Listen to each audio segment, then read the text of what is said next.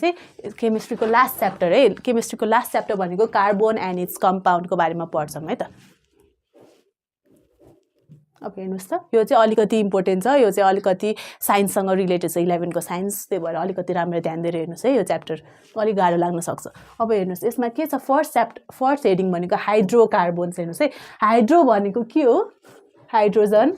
कार्बोन्स भनेको कार्बन भइहाल्यो chemical compound form by the combination of hydrogen and carbons is known as hydrocarbons है एकदम सजिलो छ है त्यसपछि अब यसको एक्जाम्पलहरू भनेको मिथेनेट CH4 इथेन C2H6 यो त तपाईँहरूले सुनिराख्नु भएको छ नि हो यिनीहरूको एक्जाम्पल भयो अब 2 टाइप्स अफ हाइड्रोकार्बोन्स हुन्छ एउटा भनेको स्याचुरेटेड हाइड्रोकार्बोन्स अर्को भनेको अनस्याचुरेटेड हाइड्रोकार्बोन्स बुझ्नुभयो नि है के हो भन्दाखेरि चाहिँ हाइड्रोकार्बोन्स भनेको carbons form by the combination of hydrogen and carbon यो भनेको हाइड्रोकार्बोन्स भयो यसको एक्जाम्पल भनेको मिथेनेट CH4 इथाइलिन भनेको इथेन भनेको C2H6 भयो यसको दुईटा टाइप्स छ एउटा स्याचुरेटेड हाइड्रोकार्बोन्स अर्को अनस्याचुरेटेड हाइड्रोकार्बोन्स है त अब के हो भन्ने कुरा हेर्नुपर्छ है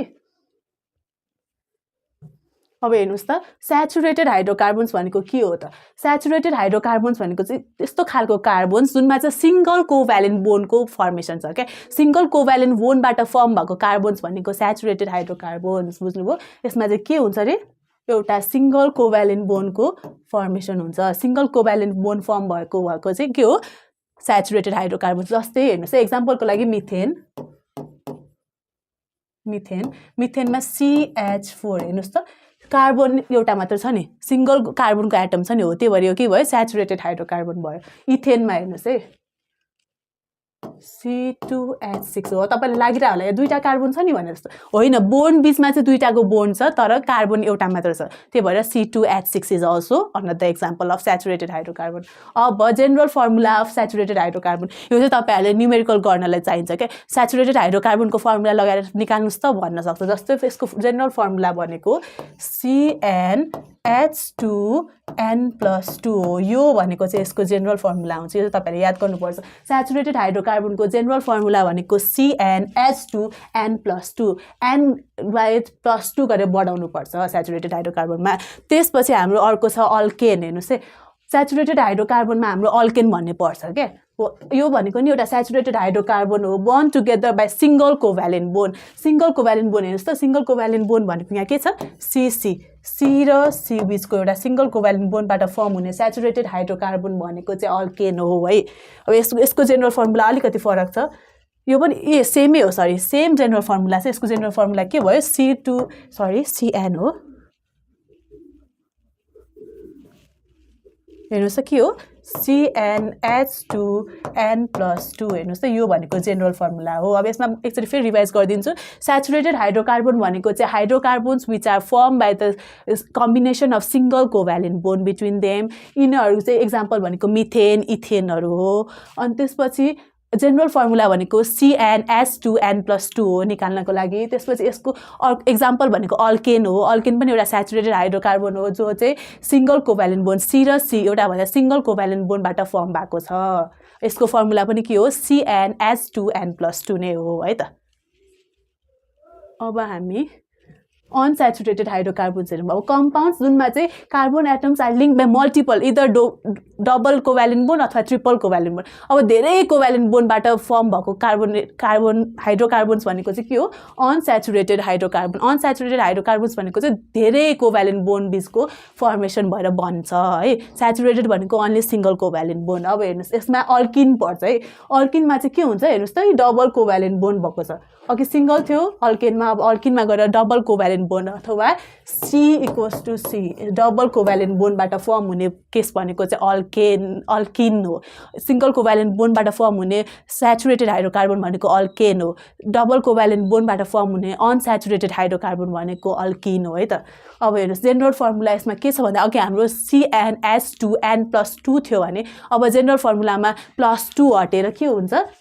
CnH2n मात्र हुन्छ अब हाम्रो जेनरल फर्मुला के हुन जान्छ CnH2n n+2 को +2 हट्छ यसमा अब अल्किन हुन्छ अर्को भनेको अल्किन KENE भनेको डबल कोभ्यालेन्ट बोन्डबाट फर्म हुन्छ भने अल्काइन KYNE अल्काइन भयो भने ट्रिपल कोभ्यालेन्ट बोन्ड हुन्छ। अब के हुन जान्छ अल्काइन भन्यो भने ट्रिपल 1 2 3 हेर्नुहोस् त ट्रिपल तपाईहरुले यसरी लेख्न सक्नुहुन्छ यसको लागि सजिलोको लागि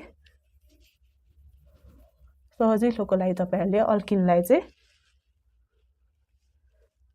ट्रिपल कोभ्यालेन्ट बोन्ड हेर्नुहोस् त। अब यो थाहा पाउनुस् कि हामीसँग एउटा अनस्याचुरेटेड हाइड्रोकार्बन्समा डबल अथवा ट्रिपल कोभ्यालेन्ट बोन्डको फर्मेसनबाट हुने भएको कारणले गर्दाखेरि चाहिँ हामीसँग दुईटा टाइप्स छ। हेर्नुहोस्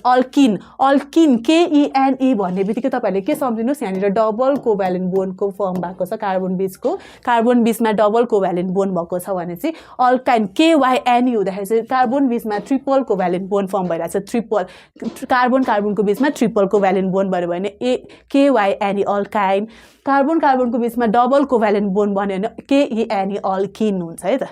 यसरी थाहा पाउनुस्।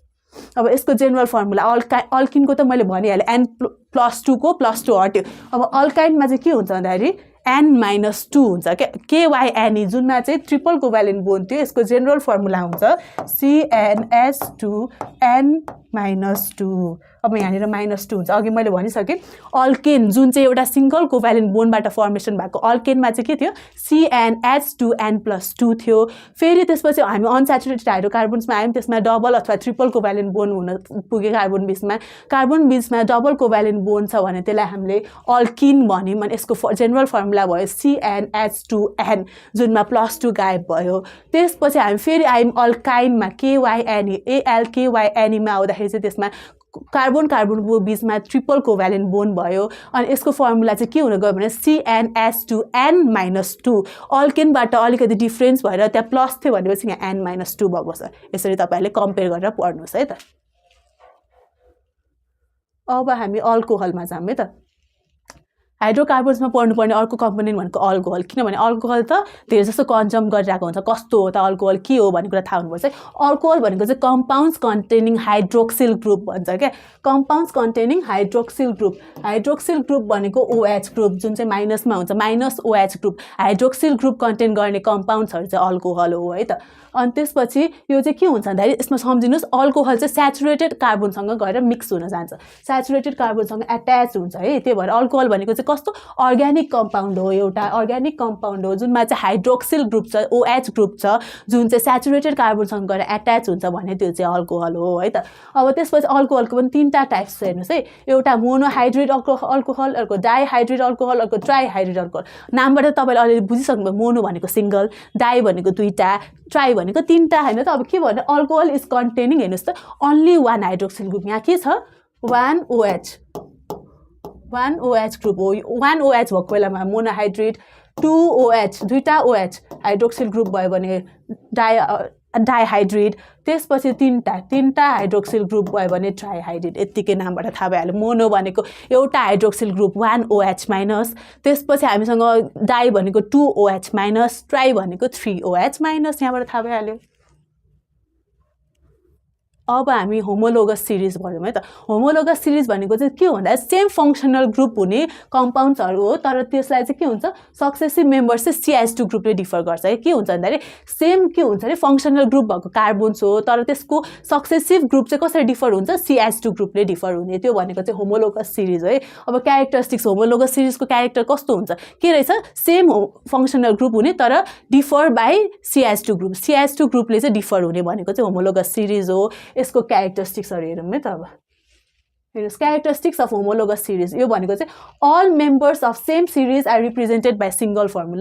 फर्मुला युज गरेर मेम्बर्सहरूलाई रिप्रेजेन्ट गर्न सक्छौँ होमोलोगस सिरिजको। अब each successive member of homologous series differs by CH2 मैले अहिले भनिसकेँ के अरे डेफिनेसनमै छ CH2 ले डिफर हुन जान्छ। त्यसपछि all members of series so similar chemical reaction गर्दा एउटा खालको ग्रुप भएपछि त अफकोर्स ग्रुपको केमिकल रियाक्सन एउटै खालको देखाउँछ। त्यसपछि all member of series can be prepared by general method of preparation जस्तो जेनरल मेथड छ त्यही अनुसारले प्रिपेयर गर्छौँ है त होमोलोगस सिरिज भनेको चाहिँ फङ्सनल ग्रुप सेम हुने तर CH2 ग्रुपले डिफर गर्ने एउटा सिरिज हो है त।